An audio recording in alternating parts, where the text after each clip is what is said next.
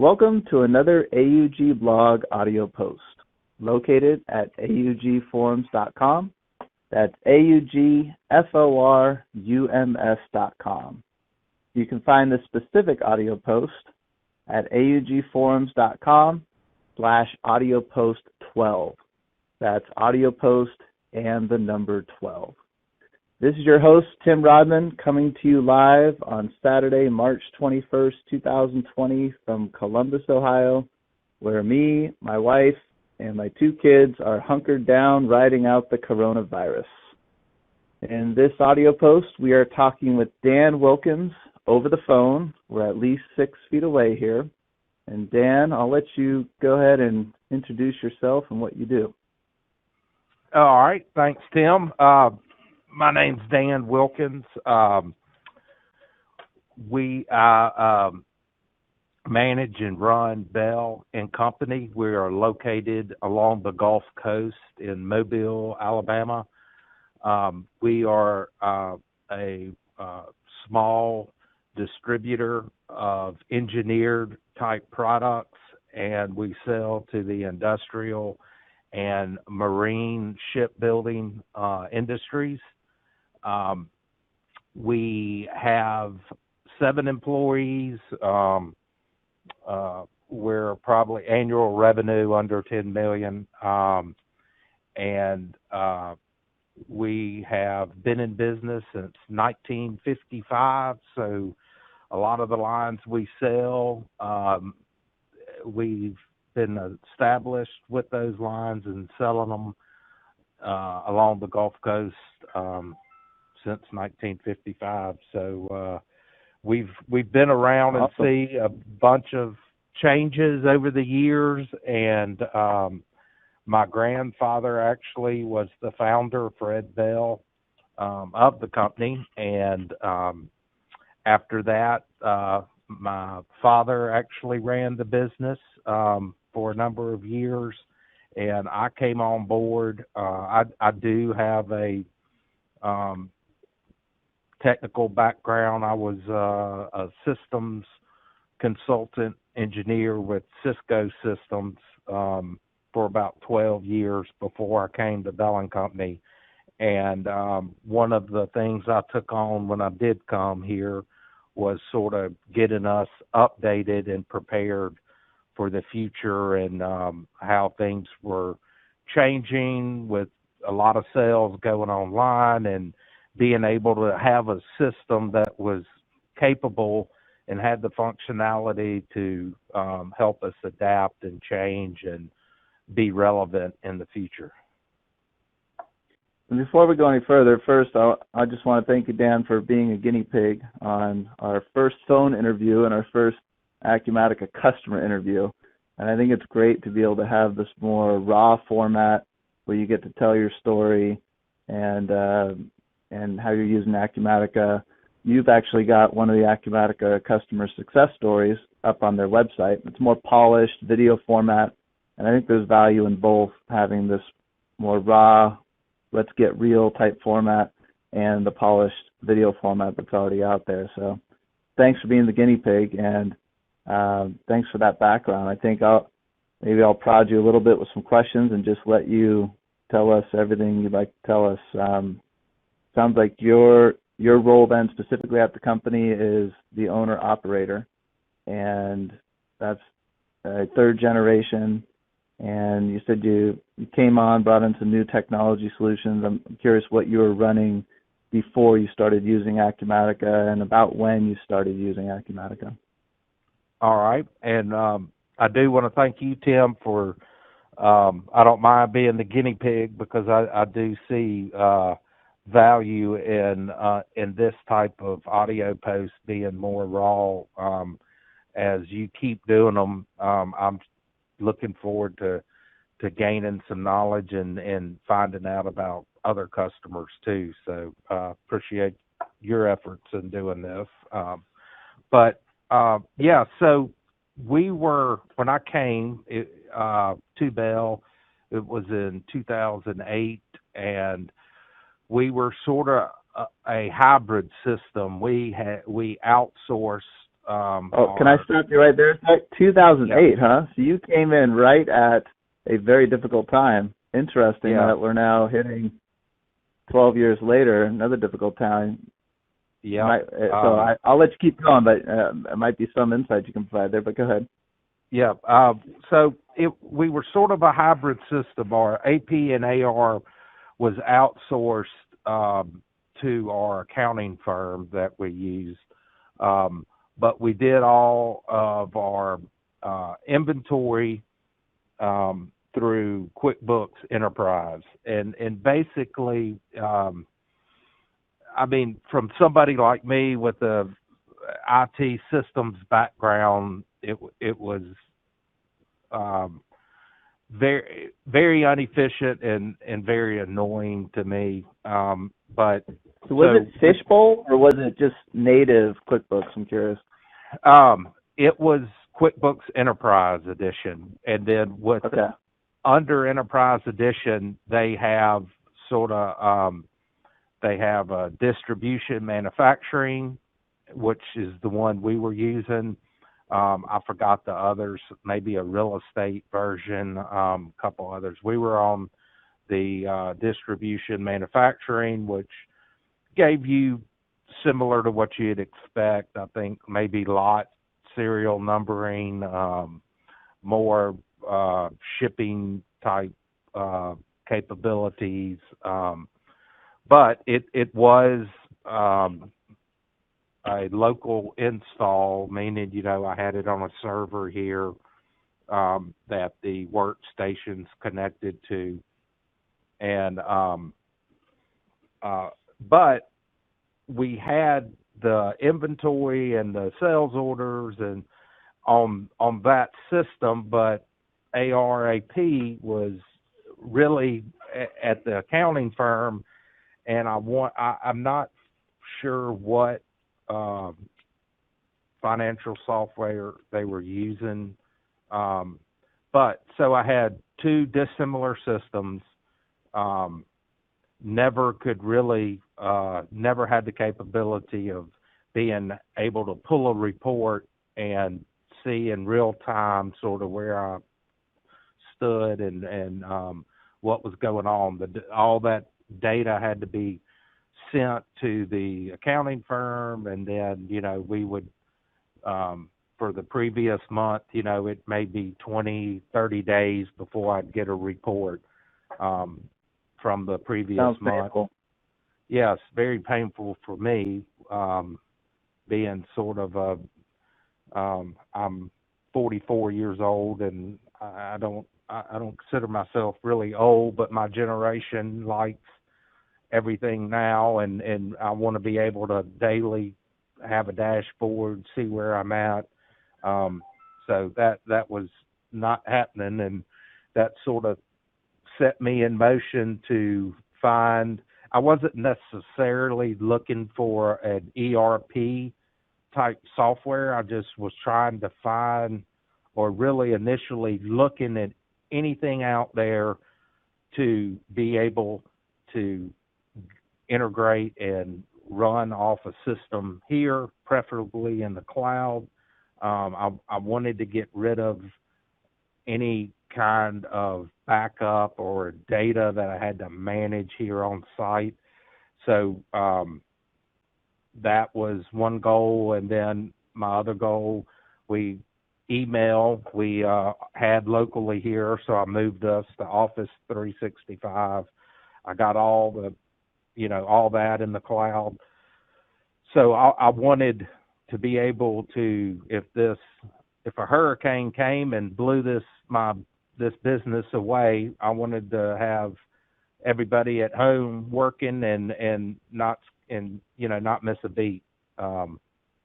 So after evaluating a bunch of things, it sort of led me, and I found Acumatica and talked with them and went through that process and had a short list and determined that Acumatica would probably be the best for us, even though I really didn't know any details or have any experience with Acumatica, but it just seemed from the initial indicators I had that they were growing and would be there. That's another consideration I had, is the growth and the momentum of the company weighed in, even if,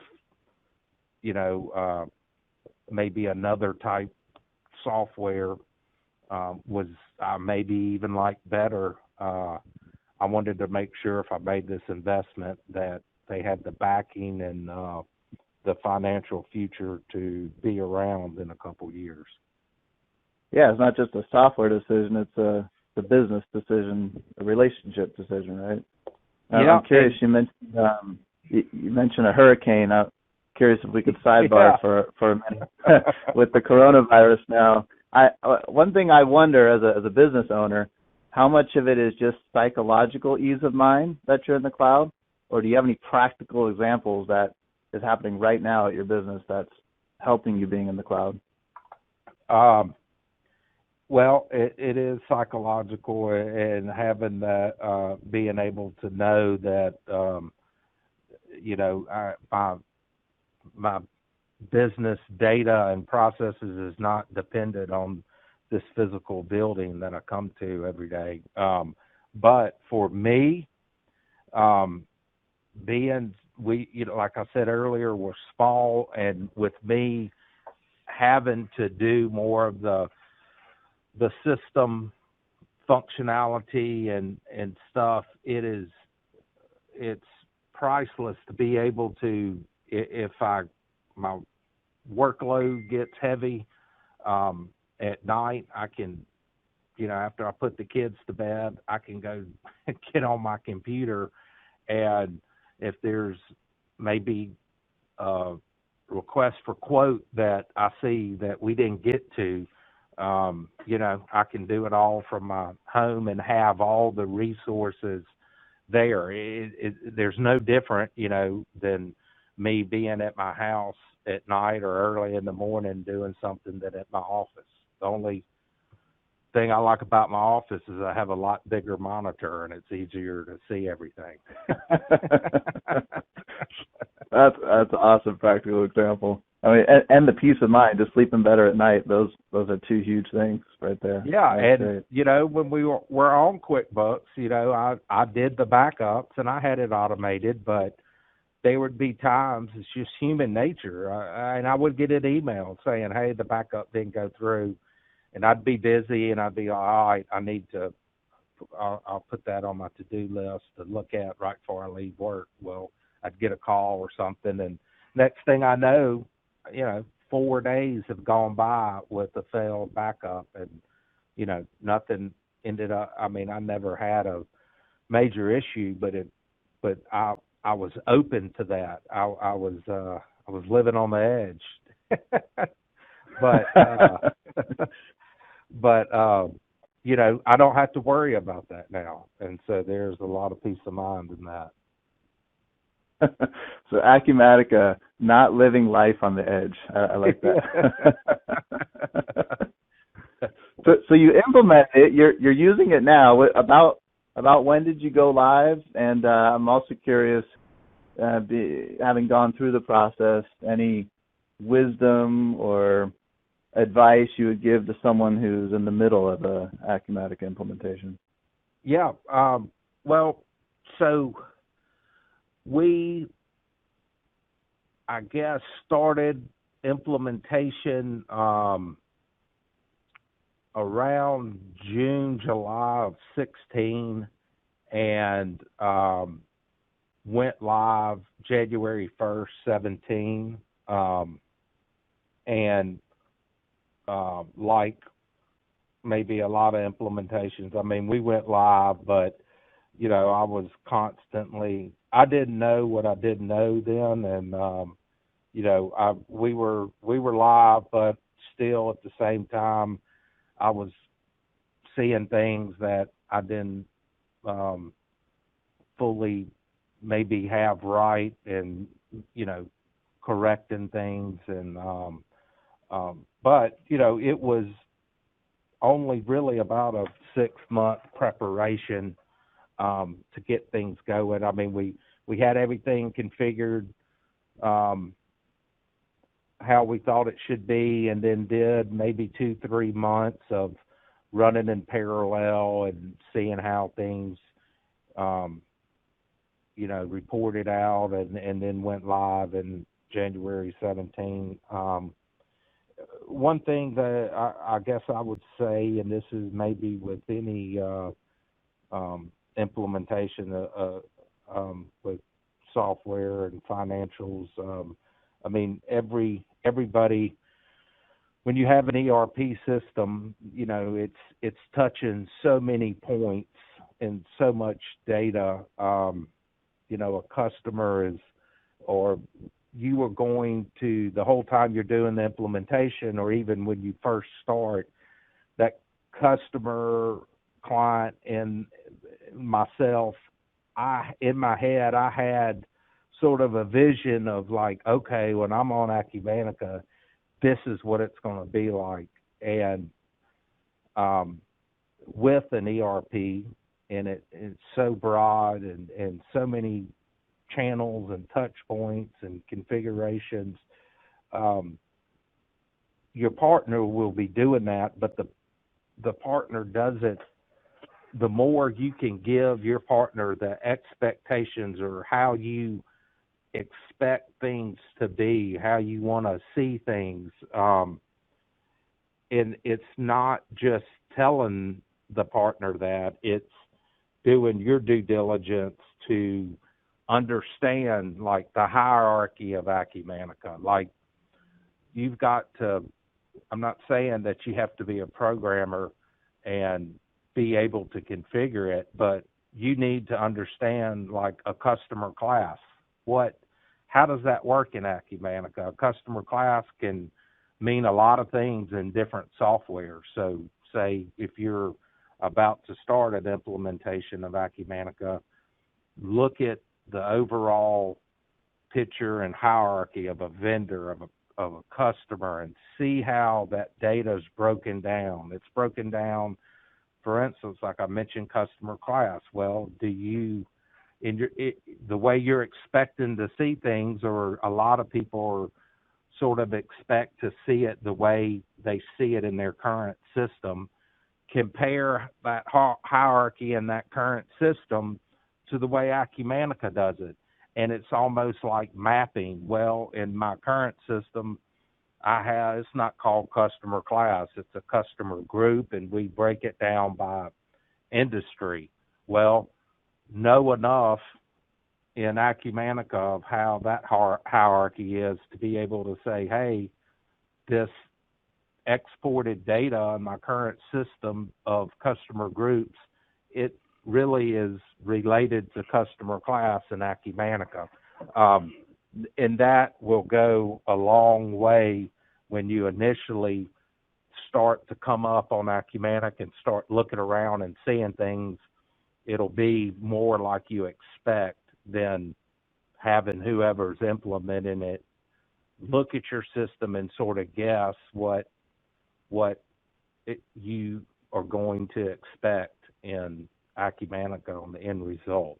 So it's more just doing your due diligence and figuring out sort of the structure of Acumatica and how it relates to your current software, so you can get the results that you envision and expect or assume Acumatica is going to do for you.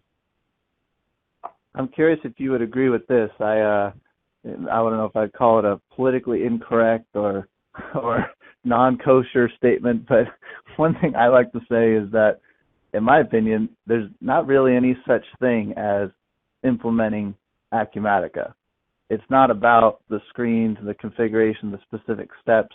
In my opinion, it's more about implementing your business, because every business has a different set of needs, and the old system is somewhat of a blueprint, but it's also a good time to revisit certain things that you might want to do differently. So to me, the real blueprint is not the Acumatica implementation guide.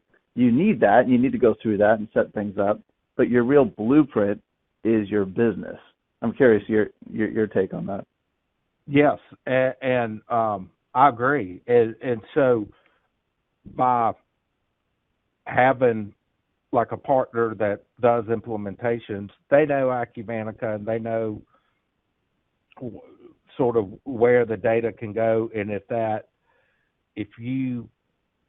the more you communicate with your partner and say, for our business, our current workflow's this, and a good partner would, by knowing Acumatica and all the capabilities, would say, okay, well, we can do it this way, and I always try to keep an open mind and there's always a better way. And I try to remind myself that daily, and be open to a newer advanced system like this, because there's almost 100% chance there's a change that needs to be made, and it will be better and more efficient and let you manage that data in a better way.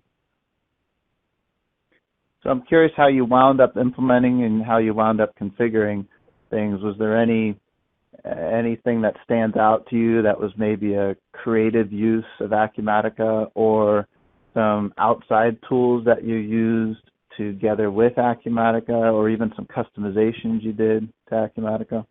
Yeah, so a little bit of all that. The thing with us, it was more having features we never had before than sort of reformatting or doing it in a different way. Acumatica was, once I got everything implemented, basically that first year was catching things that may be not exactly the right way that I wanted, and then that second year was sort of taking a step back, taking a breath, and then looking and going, look at all these features I have available to me, that I never had before, and figuring out how to be able to use them to make our processes more efficient. And so I do like to geek out and find, part of my job too is I like to almost call myself an efficiency manager. Look at our current business process, workflow, and what can I do to make everybody here more successful and more efficient, and not have to, if an inside salesman has to do 10 steps to get a customer a quote, how can I make that 3 steps? And so a lot of it is knowing that the capability's there, but almost going to a whiteboard in my head and thinking about the process, thinking about solutions available, and how to tie it all in together to make it more efficient for that inside sales guy, for the outside sales guy, for my office admin. And so, for instance, there's extensions available with Acumatica, say on the AP side, and there may be 20 of them. Well, you've got to sort of figure out which one, which development it meets your specific workflow, or what's easier for you. So it is time consuming. One implementation that I've used that has been very good. We are 2 main outside salesmen. They're now keep in mind we're selling to shipyards and industrial process plants, and so the type of outside salesmen we have, they're not your typical. They're not in the IT field or world, and they know how to turn a computer on, and that's about it. you got to put them in training to be able to bring Outlook up to check email. That sounds like most salespeople, though, regardless of industry. To be honest with you. I mean, and so you can have all this capability, and you make it, which or a technical person, it's like, oh, that's not hard, that's easy. But as soon as maybe that outside salesman is doing more than 2 steps, he's like, forget this, I'm not doing this, and then it doesn't work. And so I've had to just wipe that out of my head of, this is easy, they can do this. And if they don't think it is, you can hammer it in their head and show them 1,000,000 times, and they're not going to use it. And one of the things I wanted to be able to do was have just simple contact information, like contact names and email addresses and numbers readily available for my outside sales guys. And you do have the Acumatica app, and that's good. I use that all the time. They really weren't using it, and I did find a third party, a company called PieSync, that actually will sync contact names, emails, phone numbers. PIESYNC, right? PieSync? Yes, PIESYNC, PieSync.com. It will actually so what I do is I have PieSync connected. It comes in on the APIs and syncs contact data between Acumatica and, say, outside salesman's iPhone contact app. So if he's got a customer, for instance, we sell to a big chemical plant here, and and that's his account. Say there's 20 contacts in Acumatica from that account. We may get a new person or a different division within that plant send me an RFQ. I will add them as a contact from their email that I get with the Acumatica CRM extension. Add them, put them under Outlook plugin? Yeah, from Outlook, but okay. You have the Acumatica plugin where you can just from Outlook, hit the Acumatica plugin. It queries Acumatica. It realizes that customer or that contact's not in Acumatica. You can put him in there, which I will, and I may quote that contact. Well, once I put him in Acumatica from my Outlook, he's automatically pushed into that salesman's iPhone contact list. So I literally that contact could send me an RFQ. He's a new contact from Outlook. I add him into Acumatica, quote him, and call my outside salesman and say, hey, I just quoted a new contact. His name's John Smith. He's in your phone. You may want to reach out to him. And they just, on their iPhone, go to the contacts, boom, there he is. His name, phone number, title, his account. And that's actually in the native iPhone contacts. It's no other layer on top of it. It's the regular contacts. Yeah, it's just I think the way Apple does it, it's your iCloud contacts. That's cool. I think you said, I think you told me that HubSpot even recently purchased that PieSync company, right? Yeah, HubSpot purchased I think back in maybe November. So hopefully their pricing won't go up now. Cool. Oh, it's always great to hear about these outside tools, especially with how strong the Acumatica APIs are. There's just so many possibilities. It can be overwhelming. So hearing one that someone's using and actually likes is is great. I love hearing that stuff. Yeah, and I mean, I use it for Acumatica to iCloud contacts, and then my Outlook and iCloud contacts, I have that syncing as well. So once I make an update or create a new contact, it is pushed through all my apps that I use. And to your point, it may not be the most technical thing, but it works, and that's the most important thing, right? Especially with salespeople, it's not that they're dumb; it's that time is money to them more than to anyone else. Someone who's collecting the salary, whether it takes you 2 hours or half an hour, is not as big of a difference. But to a salesperson, time is money more than someone collecting a salary, and it's got to be as simple as possible. So that's great to enable real adoption. Yep, and it's affordable. It's quick. You don't. I mean, anybody, whoever your system administrator is, can do it in a matter of 15, 20 minutes, and it's end user wise, they don't know anything different. It just shows up in their phone as a contact.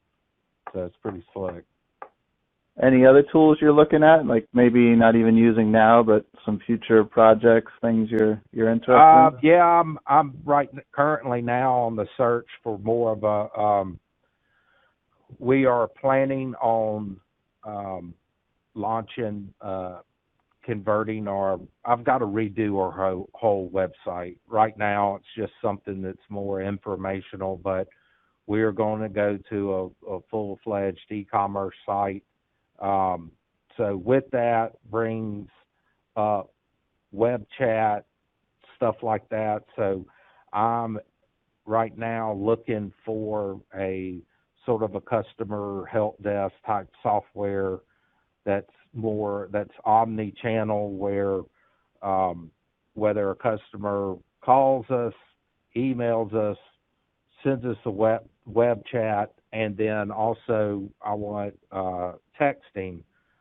It all comes in through one channel, and we can respond to customers on their platform, on their terms. What platform, what channel, they want to communicate on.